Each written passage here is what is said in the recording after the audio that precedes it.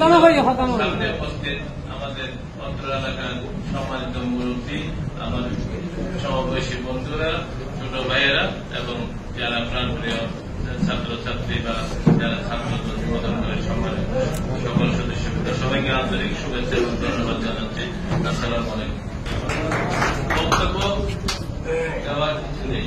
আপনারা আমাকে এই পর্যন্ত এনেছেন, বড় করেছেন। ছাত্র জীবন থেকে আপনাদের আদর, ভালোবাসা, স্নেহ পেয়ে আমি এই পর্যন্ত এসেছি এবং এই সবকিছু মিলে আমার মনে শক্তি ছিল যে আমার এলাকার জনগণ, আমার এলাকার মুরব্বীরা সবসময় আমার পাশে আছে। আমি জেলে থাকলেও আমি আমাদের বিভিন্ন ভাইদের মাধ্যমে বার্তা পেতাম যে সবাই আমার জন্য মসজিদে দোয়া করছে এবং বিভিন্ন জায়গায় আমার জন্য প্রার্থনা করছে। এগুলো আমাকে সাহস যোগাত। 8 বছরটি কিভাবে চলে গেল আমি নিজেই বুঝতে পারলাম না। এর ভিতরে কি ঘটনাটা ঘটলো, আমার দুটো আপন ভাইকে আমার হারাতে হলো। এই কিভাবে আমার এলাকার অনেক বন্ধু মুরব্বী যারা আমাদের পরিবারের সদস্য, তাদেরকে আমার হারাতে হয়েছে। আমাদের মনের দুঃখগুলো আসলে যেভাবে আমরা আমার মতো আমাদের কিভাবে যারা জেলে যায় তারাও কিন্তু এখানে বাইরে থাকলেও আমাকে ভালোবাসার কারণে আরো অনেক নির্যাতিত হয়েছে এবং তারা জেলে না গিয়েও তারা জেলে যন্ত্রণা ভোগ করেছে। এটা আমি ফিল করি, আমি এটা অনুভব করি। সেজন্য এইসব বিষয়গুলো আর বাইরের দিক বিস্তারিত আলোচনায় যাব না। সবাই অনেক দুঃখে দুঃখিত, সবাই অনেক আমাদের এই সময়টা এসেছে আমাদেরকে সংশোধন করে সামনে আমাদের এই পিরিয়ডটা আমরা ট্রেনিং পিরিয়ড গেছে। এখন আমরা সামনে যদি আমরা দেশ শাসন করি আমাদের সবাইকে আরো কিছু সংযত আচরণ করতে হবে। যেমন এখন বিভিন্ন জায়গায় আমাদের বিভিন্ন বন্ধুরা বা বিভিন্ন ছোট ভাইয়েরা বিভিন্ন জায়গায় তাদের নির্যাতনের কারণে ওই সব পোস্টটা প্রকাশ করে অনেকে আবার অতি উৎসাহিত হয়ে পড়ে। আমি শুধু একটি কথা বলতে চাই, যাদের জায়গা অন্যায়ভাবে দখল করা হয়েছে, আমাদের ভাইদের যাদেরকে অন্যায়ভাবে বিতাড়িত করা হয়েছে, যাদেরকে অন্যায়ভাবে ক্ষতিগ্রস্ত করা হয়েছে এবং ওই সমস্ত ব্যক্তিদের সাথে আমাদের কোন কম্প্রোমাইজ সহজে হবে না।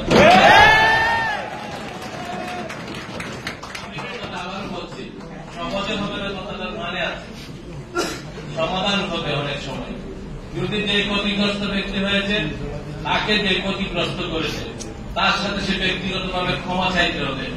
সে যদি ক্ষমা না করে আমি ক্ষমা করব না।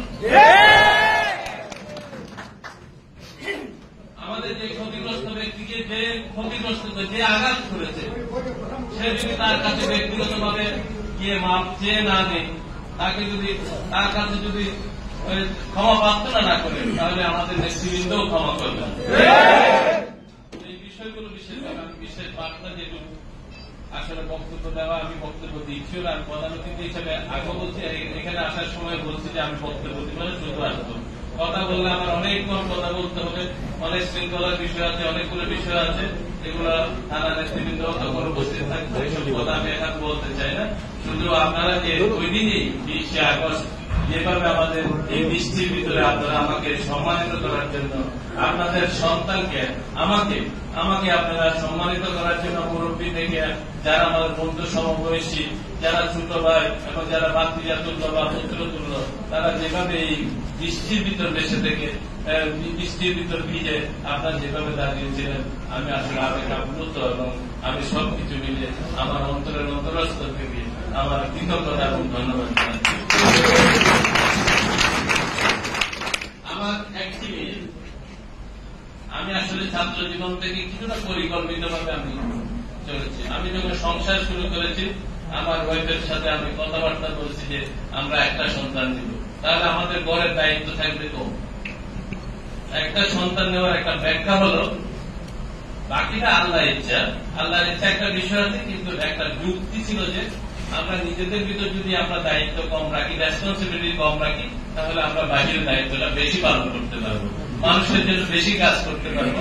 এই চিন্তা করে আমরা যদিও বড় পরিবারের সন্তান, আমরা 7 ভাই 2 বোন 9 জন পরিবারের সন্তান, কিন্তু আমরা বিয়ের পর এরকম একটা সিদ্ধান্ত নিয়েছি যে আমরা বাহিরের জন্য কাজ করবো। আমার অনেক কাজ দায়িত্ব থাকতে পারে, রাজনীতি করবো এরকম বিষয় না, কিন্তু মানুষের জন্য কাজ করবো এরকম বিষয় চিন্তা করে আমরা একটা সন্তান নিয়েছি।